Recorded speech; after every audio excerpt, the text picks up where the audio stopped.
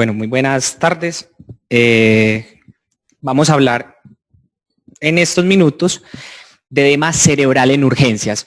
Vamos a empezar dando una introducción del tema. Debemos de tener unas definiciones claras. Aparte de eso, debemos de clasificar el edema cerebral. Y por último, vamos a realizar... Gracias a Dios. Manuel, gracias. Eso sí, está bien. Y por último, vamos a definir cuál es el tratamiento médico enfocado a los agentes osmóticos y esteroides en patologías puntuales neuroquirúrgicas que quizás son las más frecuentes que se nos presentan para el médico general en el servicio de urgencias. Entonces vamos a ver que la definición del edema cerebral es la acumulación de agua excesiva dentro del parénquima cerebral, y esto va a dar un aumento de la presión intracraniana o del volumen intracraniano con o sin aumento de la PIC. Vamos a tener dos espectros. Uno puede ser un edema cerebral global, en el cual va a haber un aumento de la presión intracraniana global, y el otro va a ser el edema cerebral focal, que puede producir un síndrome de herniación cerebral, ya sea dependiendo donde esté la ubicación del edema cerebral. Frontal vamos a tener una herniación subfalcina, temporal vamos a tener una herniación uncal, cerebelosa pues vamos a tener una herniación amigdalina, pero este puede estar relacionado o no con un aumento de la PIC. Y la clasificación según la fisiopatología la vamos a tener en los siguientes espectros. Vamos a tener un edema cerebral vasogénico, citotóxico, mixto, las cuales va a tener las dos etiologías, y por último el edema hidrostático. Vamos a hablar entonces de estos a continuación. El edema cerebral vasogénico se produce por un aumento de la permeabilidad de la barrera hematoencefálica, afecta principalmente la sustancia blanca, generalmente se conserva la sustancia gris, la corteza cerebral, y las injurias crónicas o recurrentes producen un daño irreversible de la mielina. Importante, porque por la mielina van a estar las vías que van a partir de la corteza cerebral, por ejemplo, la vía corticoespinal, con un daño irreversible, ¿cierto?, de esta vía. El efecto de masa va a producir una disminución de la presión de perfusión cerebral. Esto va a conllevar a una isquemia y con un punto final de un edema de origen citotóxico. Entonces ese edema vasogénico puede terminar en de etiología citotóxica. Las principales etiologías del edema cerebral vasogénico son estas que les traigo acá: los tumores cerebrales, la trombosis venosa cerebral y el absceso cerebral, como dijo el doctor Manuel, en donde se ve las características son estas, ¿cierto? Ese edema cerebral en la resonancia, como vemos acá en esta imagen que les señalo, es una resonancia en corte axial, un T1 contrastado, en la cual se ve un realce en anillo. Ya está el absceso cerebral encapsulado, no en la fase de cerebritis, y ese edema perilesional en el T1 se va a ver hipointenso. Esta es una secuencia FLAIR, el mismo corte axial, y donde se va a ver ese edema perilesional que les señalo acá, se va a mostrar en la resonancia en esta secuencia como una hiperintensidad. Muy bien. Hablando entonces del otro tipo de edema, el edema cerebral citotóxico se produce por un daño de las bombas transmembranales de sodio, potasio, cloro dependientes de ATP. Esto produce un daño de las membranas celulares. A diferencia del edema vasogénico, produce generalmente afecta tanto la sustancia gris como la sustancia blanca, y eso es una de las diferencias en las que tenemos que tener en cuenta en la resonancia para diferenciar este tipo de edemas, o incluso en la misma tomografía se podría ver, como vimos en el ejemplo anterior de glioblastoma, que es un edema peritomural digitiforme. La injuria severa y o repetitiva produce un daño de estas membranas. El daño de estas membranas produce muerte cerebral, produce una ruptura de la barrera hematoencefálica, y este edema citotóxico va a terminar como punto final en un edema vasogénico. Entonces, cualquiera de estos edemas, si no se tratan, si la injuria es severa, recurrente o crónica, ese edema podría ser mixto. Las principales etiologías son el enlace isquémico, la encefalopatía hepática, entre otros, y vemos como en la imagen que les traigo de esta tomografía, en ese corte axial vemos esta hipodensidad, usted lo compara con el otro lado, esta hipodensidad que se ve en el territorio de arteria cerebral media izquierda en su porción M1. Miren cómo se borran los surcos, se pierde la diferenciación córtico-subcortical y se ve hipodenso. El edema cerebral hidrostático se produce por un aumento de la presión intraventricular. Esa presión intraventricular rompe las células ependimarias que revisten todo el espacio intraventricular y hace que ese líquido cefalorraquídeo del espacio intraventricular se desplace hacia el parénquima cerebral. Si no se trata, sin ninguna intervención, esta situación o este tejido cerebral va a terminar en atrofia cerebral y gliosis, una cicatriz. La principal etiología va a ser la hidrocefalia, principalmente obstructiva. Entonces vemos aquí también la imagen, esa hipodensidad en la tomografía. Esta es una resonancia. En la tomografía se va a ver esa hipodensidad periventricular. Listo. Y en la resonancia se va a ver hiperintenso. Listo. A nivel periventricular, que es ese edema trasependimario, esa migración trasependimaria, ese líquido cefalorraquídeo que pasó del espacio intraventricular al parénquima cerebral. Y por último, entonces, tenemos el edema cerebral mixto. El edema cerebral mixto es un edema de origen también citotóxico y vasogénico, y como uno de los principales representantes tenemos el trauma craneoencefálico. Les traigo unos ejemplos en esta foto, imagen de una tomografía en su corte axial. Vemos entonces esta hiperdensidad en semiluna que atraviesa suturas. Se trata de un hematoma subdural agudo, en donde se ve signos de edema cerebral. Borramiento de los surcos, miren, no tiene surcos este hemisferio cerebral. Una pérdida de la diferenciación córtico-subcortical, miren el efecto de masa que se produce, esa desviación de la línea media, y una compresión del sistema ventricular derecho, ¿cierto? Miren, los cuernos occipitales no se ven. Y en esta otra imagen vemos entonces estas hiperdensidades frontales bilaterales que corresponden a contusiones frontales en un paciente en el contexto de un trauma craneoencefálico con esta hipodensidad perilesional. Esa hipodensidad se trata entonces de un edema perilesional. Entonces, en este caso, la pregunta es, ¿qué pacientes se benefician de manejo médico con agentes osmóticos y o esteroides? Esa es la pregunta que vamos a responder en esta charla, en las diferentes patologías que estamos viendo. La otra etiología importante que produce edema cerebral mixto es la hemorragia intracerebral espontánea. Pues sabemos que la principal causa de esta va a ser la de origen hipertensivo y su principal localización es a nivel gangliobasal. Entonces vemos el hematoma intracerebral con esta hipodensidad perilesional que corresponde a edema cerebral. Entonces, ¿qué recomendaciones existen o cuál es la mejor evidencia actual para dar esteroides o agentes osmóticos en hemorragia intracerebral? Que vamos a ver a continuación.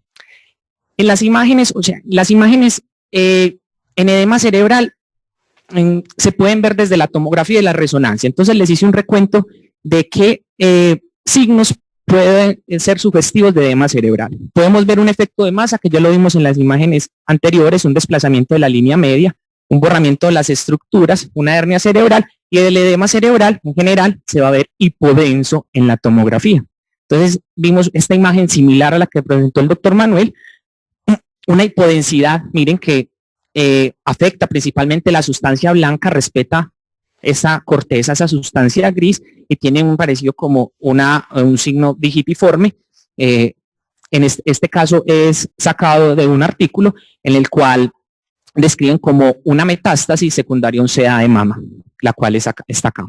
Y este es el edema que se produce. Entonces la pregunta es, ¿qué metástasis cerebrales les doy tratamiento médico con esteroides o agentes osmóticos?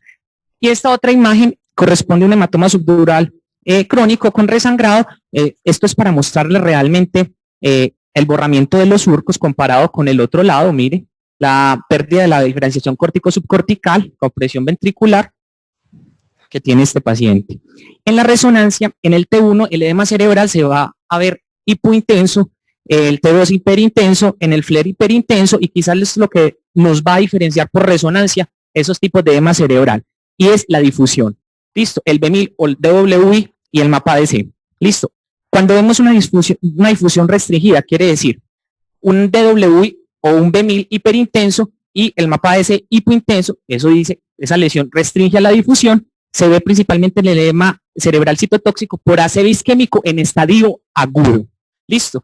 Y la difusión está normal o aumentada en el edema cerebral vasogénico o intersticial. Quizás eso es lo que me va a diferenciar por imagen los edemas. Y aparte de eso, si comprometió o no la sustancia gris y la sustancia blanca. Muy bien, entonces el tratamiento del edema cerebral va a depender del tipo y de la etiología. Para el edema citotóxico se han descrito agentes osmóticos, descompresión quirúrgica, para el edema vasogénico esteroides, agentes osmóticos, descompresión quirúrgica, y para el edema hidrostático quizás pues las medidas generales médicas inicialmente, pero como tratamiento definitivo va a ser la derivación de ese líquido, ya sea en el contexto agudo de urgencias, una ventriculostomía externa a cargo de neurocirugía. Los esteroides, vamos a empezar entonces a hablar de los esteroides. Los esteroides restauran la barrera hematoencefálica, reducen la producción de líquido cefalorraquídeo y disminuyen la producción de radicales libres. El edema en absceso cerebral tiene muy poca evidencia para la administración de esteroides. Sin embargo, se utiliza, y les voy a mostrar la última revisión de una de las revistas importantes que nosotros consultamos a continuación. El esteroide en edema peritumoral es el pilar de tratamiento médico, sin embargo, también tiene unas indicaciones. El problema es, ¿cuál es la dosis óptima del esteroide? Una dosis adecuada y cuánto es la duración. Hay pocos ensayos clínicos aleatorizados, pero la mayoría, la evidencia que hay, recomiendan esta dosis, 4 miligramos cada 6 horas de dexametasona. Entre los agentes osmóticos vamos a hablar del manitol al 20% y las soluciones hipertónicas. Los agentes osmóticos reducen la presión intracraneal, crean o desvían ese exceso de agua desde el espacio intersticial al parénquima cerebral, aumentan la presión de perfusión cerebral y por ende el flujo sanguíneo cerebral, y esto ocasiona una vasoconstricción refleja, lo cual disminuye la presión intracraneal. Los principales medicamentos, como les dije, que vamos a revisar es el manitol al 20%.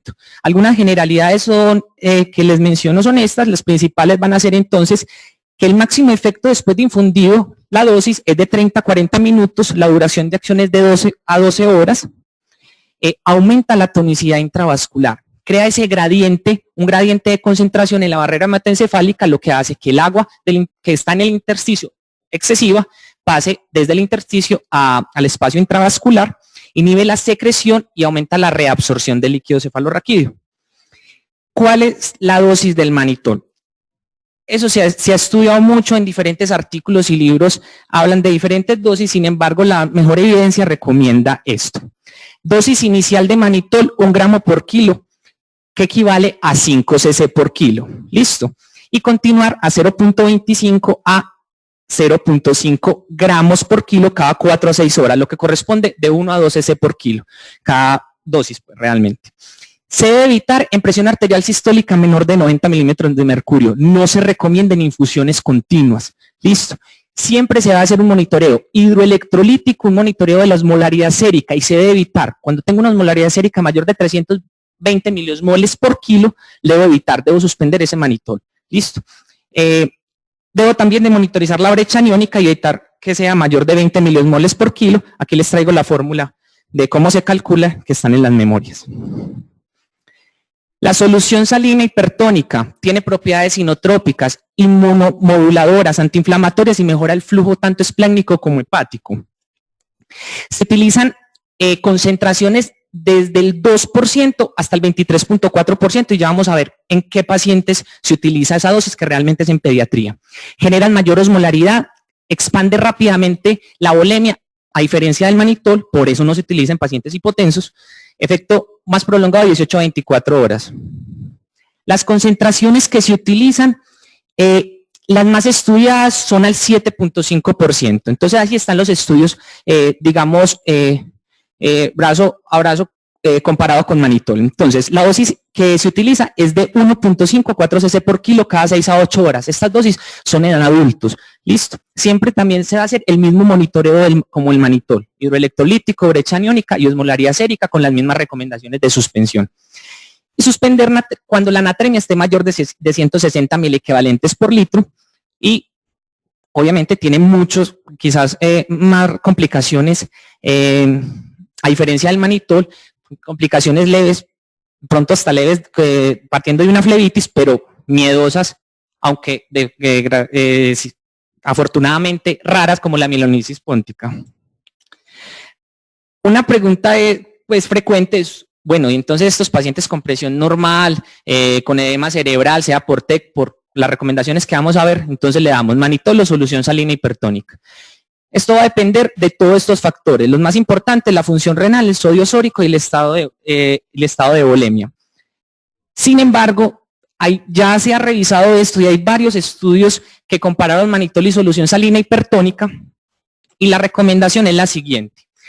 Recomiendan la solución salina hipertónica porque tiene una mayor eficacia en disminuir la PIC. Miren el RR y el intervalo de confianza que tiene. Es el tratamiento de elección en pacientes con hiponatremia y en pacientes que necesitan expandir el volumen. Generalmente es contexto de politrauma, pacientes chocados con choque hipovolémico y que necesitan expandir el volumen y que se asocian a edema cerebral. Entonces, si vamos a escoger algún medicamento para agente osmótico, ojalá sea solución salina hipertónica que cumpla condiciones ese paciente. Vamos a hablar específicamente de algunas patologías que producen edema cerebral. Entonces vamos a empezar hablando de los tumores cerebrales primarios con edema cerebral, como son un meningioma, un oligodendroglioma, y dejé a un lado los gliomas, listo, el glioblastoma o los gliomas de alto grado, que es el principal cáncer primario pues del sistema nervioso central. Entonces, ¿qué recomiendan en el servicio de urgencias? El uso de esteroides en estos pacientes, tumores primarios.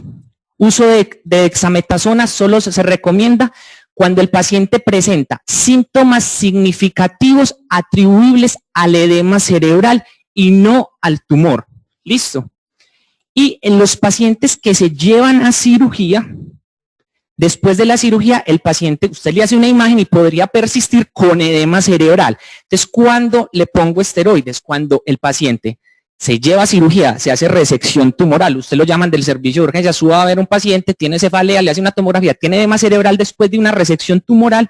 Si el paciente tiene síntomas atribuibles significativos a ese edema cerebral, el paciente también se beneficia del esteroide.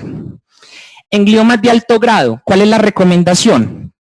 Esteroide en todos los gliomas de alto grado. Obviamente los estudios está con glioblastomas. Listo, son los gliomas grado 4 por MS. Entonces, se recomienda el uso de esteroides, dexametasona en gliomas de alto grado con edema cerebral sintomáticos para el alivio de los síntomas. Listo, como recomendación. Y en el postquirúrgico también los gliomas que se llevaron a cirugía, se realizó una resección parcial o completa, pero persisten con edema cerebral y tienen síntomas atribuibles a este edema cerebral, dosis hasta de 16 miligramos al día. ¿Qué tenemos de evidencia sobre el edema cerebral en metástasis cerebrales? Listo. Esta es la última guía que ahorita el doctor Daniel Londoño en su primera charla la mencionó. Es una guía del 2019. Iba a dividir los pacientes según sus síntomas. Entonces, es el paciente que presenta metástasis cerebral con edema cerebral, pero el paciente está asintomático y no tiene efecto de masa. Que la recomendación es no iniciar esteroide. En esos pacientes, aunque tenga edema cerebral, está asintomático, no se le inicia esteroide.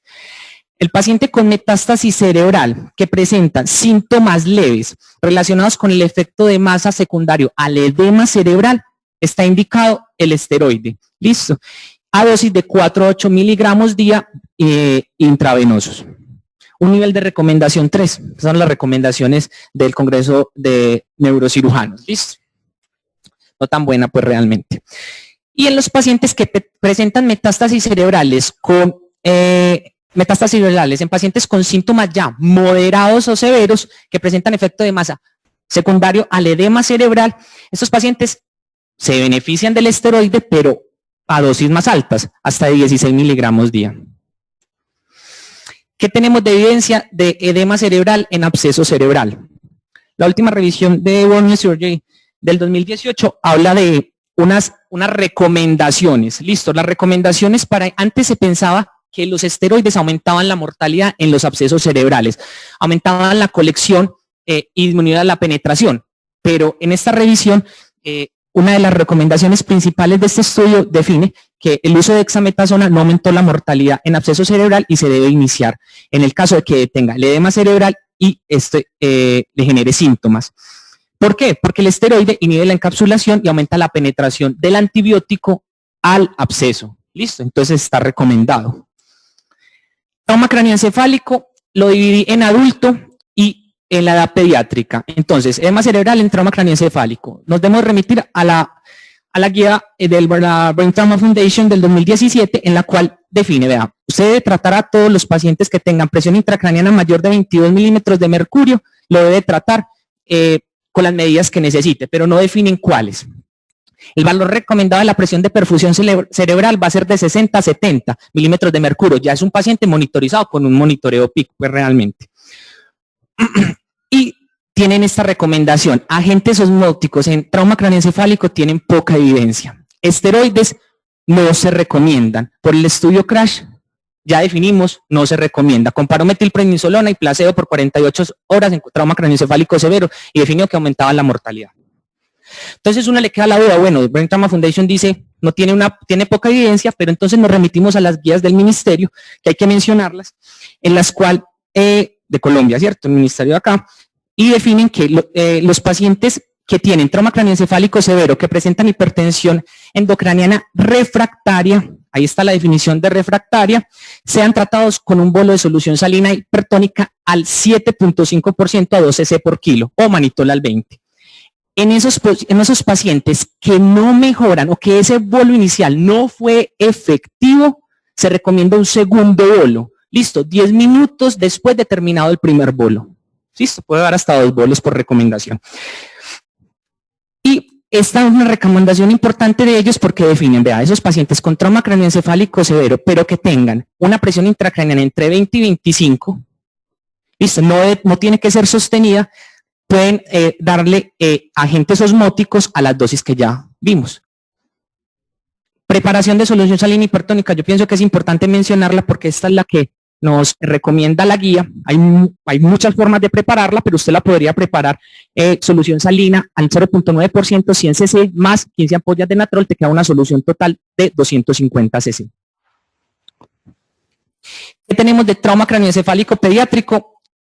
La revista de cuidado crítico de pediátrico de marzo del 2019 nos recomienda lo siguiente, vean, la meta de estos pacientes es mantener una PIC menor de 20 milímetros de mercurio, o sea, se debe tratar cuando está mayor de 20 milímetros de mercurio, a diferencia del adulto por Brain Trauma Foundation, que es mayor de 22. Mire, la meta de presión de perfusión cerebral es de 40 y 50 milímetros de mercurio, en el adulto es de 60 a 70, les estoy diciendo las diferencias. Y no se recomienda los esteroides, tampoco en pediatría. En ellos, pacientes que presentan hipertensión endocraniana, ojo, edad pediátrica, y esta guía habla de edad pediátrica menor de 18 años, listo, en su metodología. Definen que se debe dar solución salina hipertónica, pero al 3%, dosis de 2 a 5 cc por kilo durante 10 a 20 minutos. En pacientes, bueno, y aparte de eso, recomiendan mantener una infusión de 0.5 a 1 cc por kilo hora. Listo, una dosis mínima efectiva para usted mantener una presión intracraneana menor de 20 milímetros de mercurio. En caso de hipertensión endocraniana refractaria, se recomienda solución salina hipertónica al 23.4%. Listo, bolo de 0.5 cc por kilo, máximo 30 cc. Faltan 2 diapositivas, hemorragia intracerebral espontánea y edema cerebral.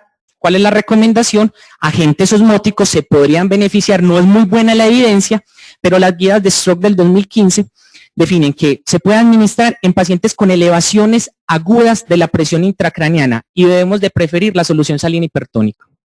¿Listo? O cuando usted piensa que esa hemorragia intracerebral espontánea, aunque tiene muy pocas indicaciones quirúrgicas en la mayoría de casos, usted la va a llevar a cirugía, temporalmente le puedo dar agentes osmóticos.